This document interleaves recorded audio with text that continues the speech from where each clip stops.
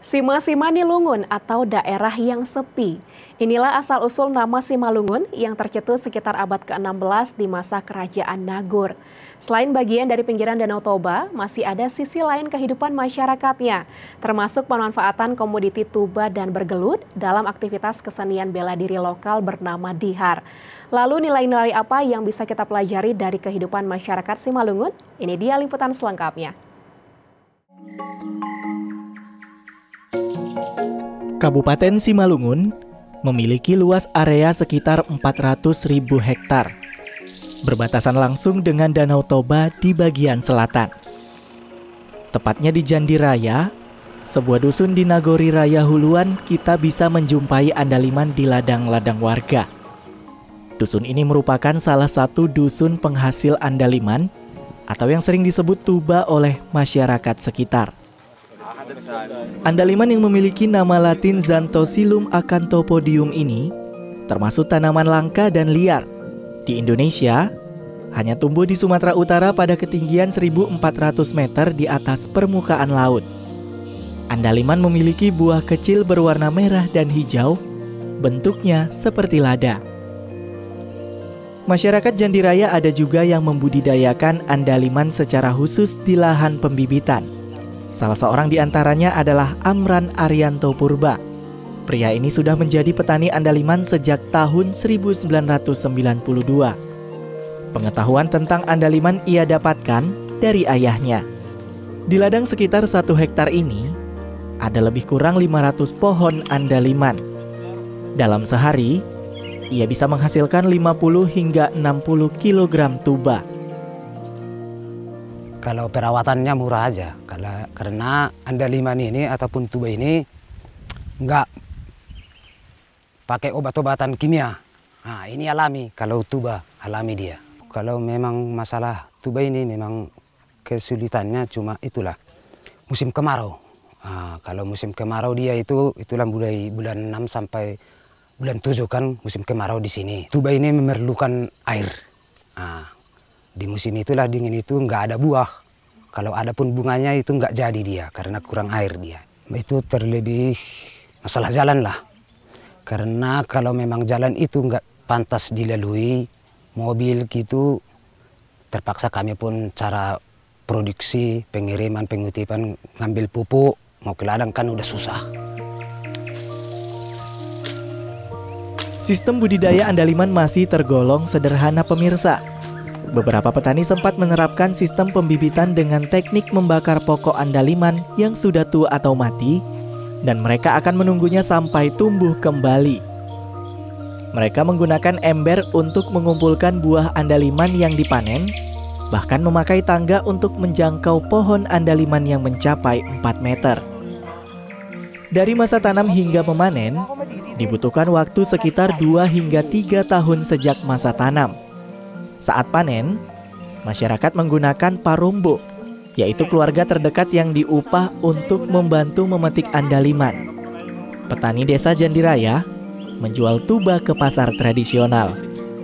Sementara Amran sudah mengirim tuba hingga ke Jakarta. Harga pasaran tuba berkisar Rp30.000 per kilogramnya. Masyarakat di Simalungun mengenal tuba sebagai rempah yang bermanfaat bagi kesehatan. Di keseharian, tuba adalah rempah yang melekat dalam kuliner khas Simalungun. Hampir tidak ada masakan yang tidak menggunakannya sebagai salah satu bahan pada bumbu. Biasanya dipadukan dengan campuran bahan alami lainnya, misalnya kencur, jahe, dan sebagainya. Usai membahas andaliman atau tuba, ada satu hal menarik dari Simalungun, yaitu seni bela diri Dihar Natar. Dihar Natar adalah gerakan silat dengan langkah kaki harus menyentuh tanah atau kontak dengan bumi. Di sebuah lahan kosong yang tenang tak jauh dari rumahnya inilah, Sahat Damani melatih anak-anak bermain Dihar Natar. Ciri khas Dihar adalah langkah mundur. Ini menyiratkan makna bahwa masyarakat Simalungun harus menghormati lawan dan tidak menjadikan bela diri ini untuk menyerang. Dalam budaya Simalungun, Gerakan dihar ini mencerminkan sikap toruh maruhur atau rendah hati. Ada kode etik yang harus diketahui sebelum memulai permainan dihar. Keberadaan dihar juga menunjukkan bahwa masyarakat Simalungun mempunyai pertahanan diri yang kuat.